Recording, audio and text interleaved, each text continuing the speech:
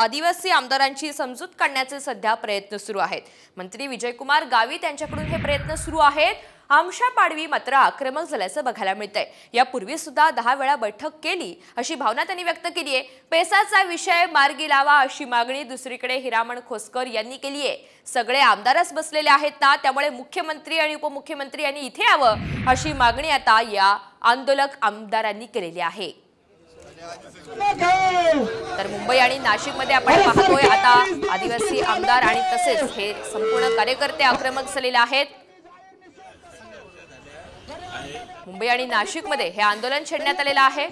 दूध पिलेलं नाही, क्रांतीवीर राघोजी भांगरेंची औलाद आहे, राया ठाकरेंची औलाद। सरकार इस देश की चालक है, अरे सरकार इस देश की चालक है।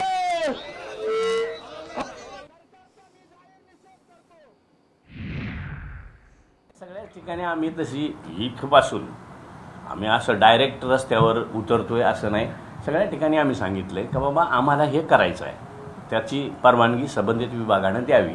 बऱ्याच ठिकाणी सांगितलंय शहराच्या बाहेरचे रस्ते काही काळासाठी जाग आणून देण्यासाठी किंवा आमची मागणी एक प्रेशरफुल व्हावी म्हणून साठी तो उपक्रम केला। असं म्हणणं आहे की जर सत्तेत असलेल्या आमदाराला जर रस्त्यावर उतरून आंदोलन करावं लागत असेल तर ह्याच्यावर मला पुढे काही बोलायची गरजच नाही आहे। आणि मला असं वाटतं झिरवळ साहेबांनी पहिली गाठ घेतली पाहिजे माननीय देवेंद्र फडणवीसांची। देवेंद्र फडणवीसांनी भाषण केलं होतं की पहिल्या कॅबिनेटमध्ये धनगर समाजाला आरक्षण देऊ।